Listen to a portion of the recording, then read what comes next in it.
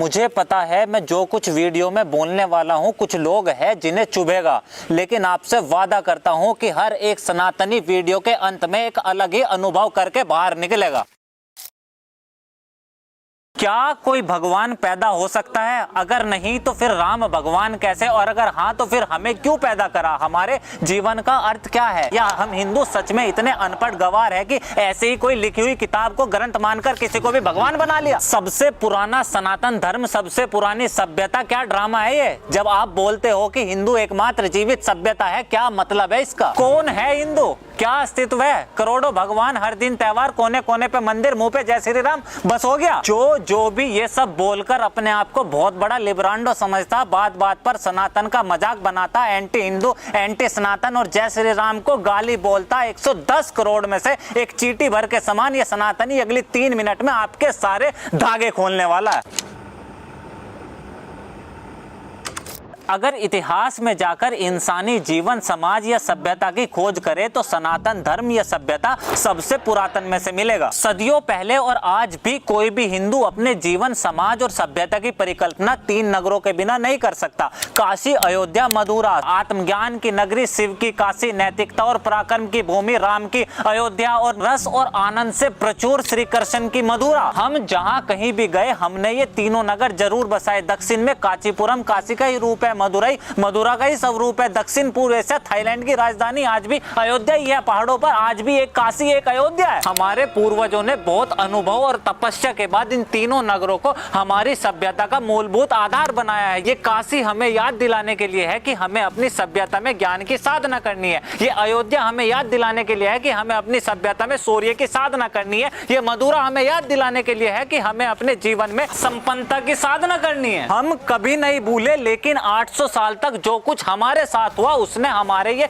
तीनों नगर छीन लिए। हम लड़ते रहे अपने राष्ट्र, अपनी सभ्यता के लिए। उम्मीद थी आजाद भारत साथ मिलकर तीनों नगर बसाएंगे। 75 साल तक अयोध्या छोड़ो, अपने खून से सींची हुई मिट्टी अपने राष्ट्र में प्रभु श्री राम के जन्म स्थान पर उनका एक मंदिर नहीं बना सके। मक्का पूरी दुनिया के मुसलमानों के लिए एक पवित्र जगह है और हज यात्रा हर मुसलमान का सपना। ऐसे ही जेरूसलम क्रिश्चियनिटी और ज्यूज के लिए सबसे ऊंची जगह है। वो चाहते हैं कि एक बार उस जगह के साक्षी बन सके। लेकिन जब कोई हिंदू अपने आदर्श, अपने प्रभु की उपासना के लिए मंदिर निर्माण को बोलता तो ये sovereign socialist democratic Republic of India उससे सबूत मांगता कि उसके भगवान थे भी या नहीं। एक एक सबूत दिए, सारे प्रमाण साबित करे, तब जाकर आज राम की अयोध्या में उनका भव्य दिव्य राम मंदिर बन रहा है। ये वहम और अज्ञानता है आपकी कि किसी ने कुछ लिखा या बोला और हम हिंदुओं ने उसे भगवान मानना शुरू कर दिया। हम हिंदुओं ने हमेशा व्यक्ति से ऊंचा व्यक्तित्व और विचार को रखा है। ऐसा नहीं है कि प्रभु राम से बड़ा कोई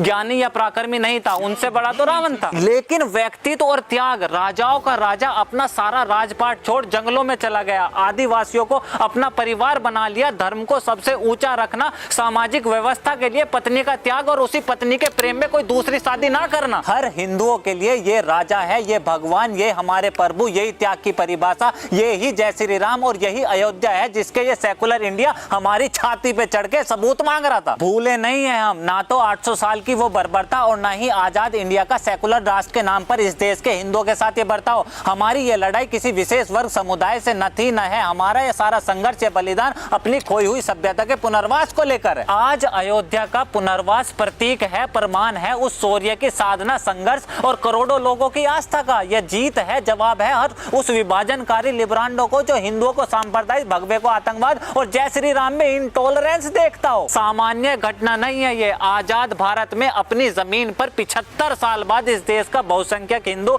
अयोध्या श्री राम मंदिर निर्माण से अपनी खोई हुई सभ्यता का पुनर्वास कर रहा है। दिवाली दिवाली जैसी लगनी चाहिए, हर घर दीप जलने चाहिए, नम आंखें चमक उठनी चाहिए, क्योंकि हर सनातनियों के प्रभु हमारे राजा सियावर राजा रामचंद्र एक आखिरी बार अपना वनवास काट हमेशा के लिए अयोध्या पधार रहे हैं। और वो लोग जिन्हें जय श्री राम में इंटॉलरेंस दिखता हो, बोलो सियावर राजा रामचंद्र के जय।